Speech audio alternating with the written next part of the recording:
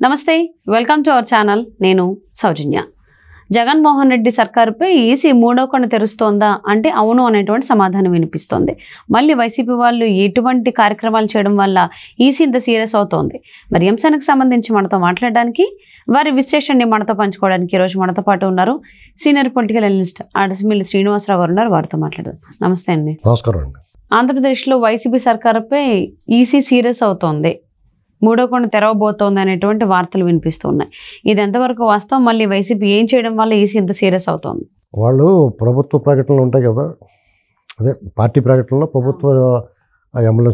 ప్రభుత్వ సింబల్స్ వాడుతున్నారని చెప్పేసి ఎంబల్స్, అది దాని అభ్యంతరం. అది చాలా కామన్గా చెప్పి అభ్యంతరం అండి.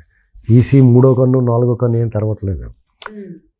కేంద్ర ఎన్నికల సంఘం కానీ రాష్ట్ర ఎన్నికల సంఘం కానీ జగన్మోహన్ రెడ్డికి చాలా సుట్టరికంతో ఉన్నారు. వాళ్ళు పైన ఉన్న పెద్దలు మోడీని ఈయన బాగా క్లోజ్గా ఉన్నారు, దత్తపుత్రులు బాగానే కాపాడుకుంటున్నారు.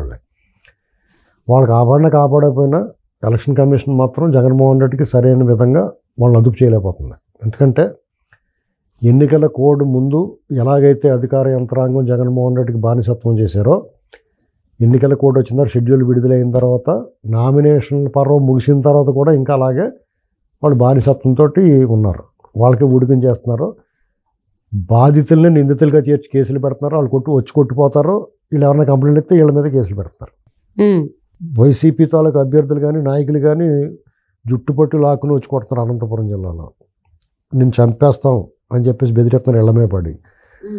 ఇంకా పార్టీ ఆఫీసుల్లోకి వెళ్ళి తగలబెడతా ఉన్నారు, దాడులు చేస్తూ ఉన్నారు. ఎవరైనా ప్రచారానికి వెళ్తే రాళ్ళు గెరేస్తూ ఉన్నారు. అనంతపురంలో జరుగుతూ ఉంది. అది కళ్ళ ముందు చూసి చిన్నపిల్లడు కూడా రాయి తగిలింది. అంటే లా అండ్ ఆర్డర్ బాగలేదు, పోలీస్ వ్యవస్థ సరిగ్గా పనిచేయట్లేదు. అలాగే ఈ నామినేషన్ల పర్వంలో ఆర్వోలు చాలామంది వైసీపీ అభ్యర్థులకు అనుకూలంగా పనిచేశారు. పోలీస్ యంత్రాంగం కూడా నామినేషన్లు వేయడానికి వెళ్ళారనుకోండి, అదే టీడీపీ వాళ్ళు వస్తే గేట్ దగ్గర ఆపేస్తున్నారు. అది రూల్స్ అన్నీ టీడీపీ వాళ్ళకి వాడుతున్నారు. అదే వైసీపీ నాయకులు వెళ్తే వాళ్ళు బూట్లు లాక్కుంటే తీసుకెళ్తున్నారు. అంటే ఇది పచ్చిగా మాట్లాడాల్సి వస్తుంది దాని గురించి, వాళ్ళు చేసి పనులు చూస్తుంటే. ఇలా ఒకటి రెండు కాదు, అనేక అంశాలు ప్రతిరోజు వార్తల్లో చూస్తే స్టేట్ ఎలక్షన్ కమిషన్ కానీ కేంద్ర ఎన్నికల కమిషన్ కానీ జగన్మోహన్ రెడ్డిని చాలా ప్రేమగా పసిబిడ్డలా చూసుకుంటున్నారు. ఇంకా దుబ్బేరా, ఇంకా చేసారా, ఇష్టమన్నట్టు చేసుకోరా, రేపొద్దున మళ్ళీ వచ్చి రాష్ట్రం నాశనం చేశారా అన్నట్టుగా వదిలేశారు. ఫారం బోకును వచ్చేసి వదిలేసినట్టు వదిలేశారు. రాష్ట్రం మీద కళ్ళు మూసుకుని సిగ్గు లేకుండా పైన ఉన్న వాళ్ళు చూస్తూ ఉన్నారు. ఇవన్నీ పైగా పొత్తెట్టుకుని సీట్లు దుబ్బారు. ఇక్కడ ఒకవేళ వాళ్ళు ఓడిచ్చేస్తారేమో అని టీడీపీ స్మెల్ ఉన్న వాళ్ళని పెట్టారు. అక్కడ చచ్చిన టీడీపీ వాళ్ళు ఓట్లు వేస్తారు కదా. అంటే కనిపించిన పొత్తు పెట్టుకున్నారంటారా? వాళ్ళకి తెలిసే పొత్తు పెట్టుకున్నారండి. పొత్తు పెట్టుకుని రొంకు చేస్తున్నారు వీళ్ళు. మరి పొత్తు పెట్టుకుని రొంకు చేస్తే ఓట్లు వేయరు కదా.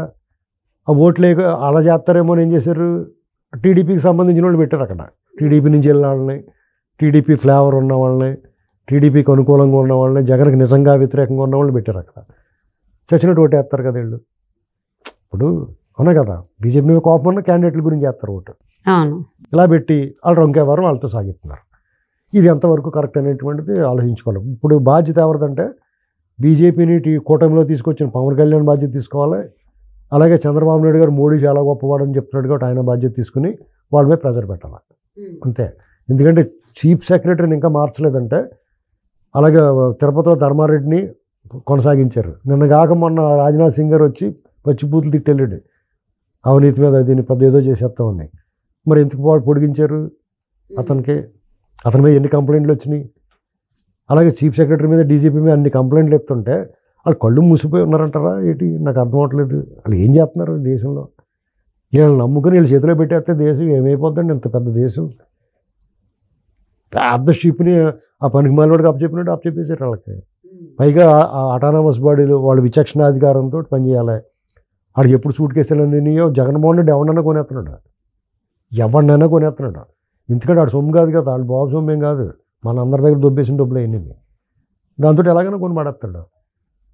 అంటే ఇంత పచ్చిగా మాట్లాడితే తప్ప వాళ్ళు సెగ తగలట్లేదు, వేడి సెగ తగలట్లేదు. వాళ్ళకి దున్నపోతమే వాన కురిసినట్టు ఉంది. వాళ్ళకి అర్జెంట్గా పోలీస్ సిస్టమ్, ఈ సిస్టమ్ ఇక్కడ ఉన్న వాళ్ళందరూ మార్చాలా.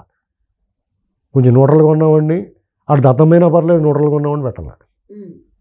వీళ్ళ పచ్చి క్రిమినల్స్. ఇప్పుడు దొంగోడితో జత చేయనుడు దొంగోడే కదా. చీఫ్ సెక్రటరీ 33 మంది చచ్చిపోవడం కారకుడు అయ్యాడు చీఫ్ సెక్రటరీ. అతను ఎందుకు మార్చలేదు? అతను హత్య కేసు హత్య నేరం మోపాలి కదా, అతని మీద నమోదు చేయాలి కదా కేసు. ఇంకా సిగ్గు లేకుండా అతను ఉండొచ్చారు.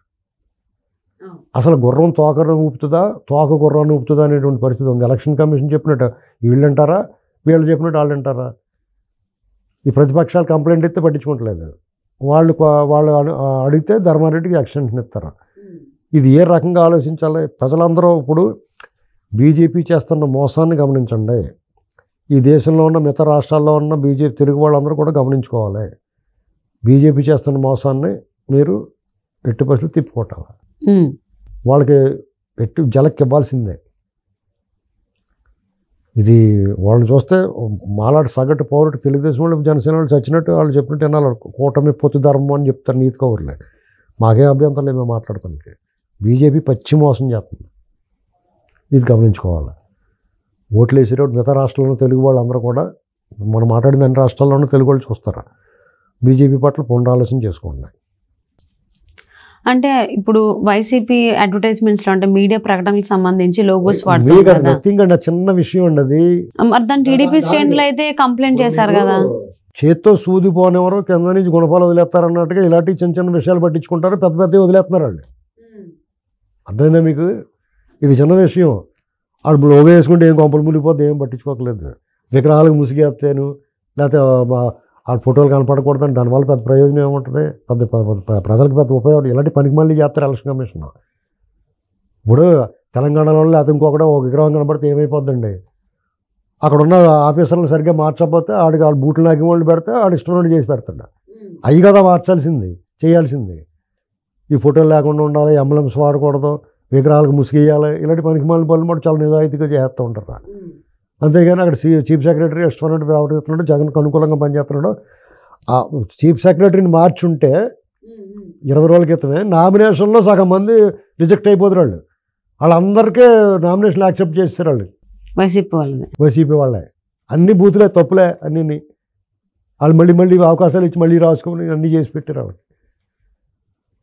కాబట్టి బీజేపీ అనేటువంటిది ఈ దేశానికి ఇలాంటి వ్యవహారం నడపడం వల్ల మిగతా అన్ని కరెక్టే, ఒక్క మోడీ అమిత్ షా వల్లే ప్రమాదం.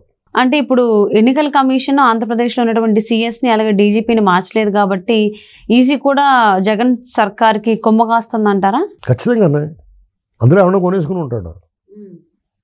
అక్కడ బ్రోకర్లు ఉంటారండి, వాళ్ళకి మధ్యలోనే వాడు లైన్ చేస్తూ ఉంటాడు, షాప్ చేస్తూ ఉంటాడు. అక్కడ వీడు మొత్తం ఎవడన్నా కొనేస్తున్నాడు. ఈవెన్ కాంగ్రెస్ వాళ్ళు కూడా కొనిపాడేసాడు. కాంగ్రెస్ వాళ్ళకన్నా బుర్ర బుద్ధి ఉంటాడు. ఏం చేయాలి? బీజేపీ మీద దుబ్దేలు ఉంది రాష్ట్రంలో. ఆ బీజేపీ నిలబెట్టిన కూడా మంచి క్యాండిడేట్లు పెట్టాలా? అక్కర్లేదా? పెట్టారా? వాళ్ళు ఏమన్నా ఎవరిని పెట్టలేదు. ఏంటంటే వాళ్ళని కూడా వేసుకున్నాడు. అందులో ఆత్మ ఉంది, ఓ ప్రేతాత్మ ఉంది, వీళ్ళు పని చేస్తూ ఉంటారు. ఓకే. ఈ జాతీయ పార్టీలు అందుకునే కేసీఆర్ గారు చేసిన బుద్ధి వివేకహీనమైన పని ఏంటంటే టీడీపీని ఇక్కడ ఇబ్బంది పెట్టాడు. ఇప్పుడు అక్కడ ఇబ్బంది పెట్టి అది ఓడిపోవాలని కోరుకుంటున్నాడు. ఈ అడ్రస్ లేకుండా పోతారు వీళ్ళందరూ. వీళ్ళు సంపాదించిన డబ్బు అంతా వీళ్ళు జైల్లో కూర్చోవాలి. వీళ్ళందరూ పోయి వాళ్ళ అమ్మాయి వెళ్ళిందా, రేపు మాపు వీళ్ళు వెళ్తారు. ఈ రేవంత్ రెడ్డి వదిలిపెట్టడం. సో మరి ఆంధ్రప్రదేశ్లో జగన్మోహన్ రెడ్డి సర్కారుపై ఓడిపోతున్నాడు. కానీ బీజేపీ ఓడి పక్కన సపోర్ట్ చేసి అతనికి ఇంకా గౌరవప్రదమైన స్థానాలు దక్కాలి, ఆ సీడ వదలకూడదు, ఇంకా అంటుకుని ఉండాలి గోడకి అంచులకి అని చెప్పి ట్రై చేస్తున్నారు వాళ్ళు. వాళ్ళు ఏం చేసినా కాపాడలేరు జగన్మోహన్ రెడ్డి. ఎందుకంటే అతను గొయ్యి అతను తవ్వుకున్నవాడు గోతులో దూకేసి వాడిని ఎవడు కాపాడతాడు? మీరు ఈ కాసేపు మీరు చూసి ఆపుతారు, మీరు చూడనప్పుడు దూకేస్తే. ఇప్పుడు గోతులో దూకేస్తారన్నవాడు మీరు కాసేపు ఆపగలుగుతారు. మీరు పక్కెళ్ళి దూకేసాడు అనుకో, మీరు ఆపలేరు కదా. అలాగే అతని పరిస్థితి. ఆ దూకేసిన వాళ్ళు ఆ ఓడిపోయే పార్టీకి డిజాస్టర్ అయిపోయి అడ్రస్ లేకుండా పోయే పార్టీకి వాళ్ళు కొన్ని స్థానాలు ఇచ్చి ఏర్పాటు చేస్తున్నారు ఇలాంటి సహకరించి. ఆ సీడ వదిలిపోకుండా అలా దెయ్యంలా పెడతారన్నమాట. అలాగా దెయ్యాన్ని బట్టి సీసలో పెట్టి సముద్రంలో పాడేయకుండా గదిలో ఇంట్లో పెట్టినట్టు అన్నమాట. ఎప్పుడోకప్పుడు చేయి దగ్గర పగిలిపోతే మళ్ళీ దెయ్యం బయటకు వచ్చేది. సో మరి ఎలక్షన్ కమిషన్ జగన్మోహన్ రెడ్డి సర్కార్పై ఎటువంటి చర్యలు తీసుకోబోతుందో చూద్దామండి. Thank you so much Srinivas గారు.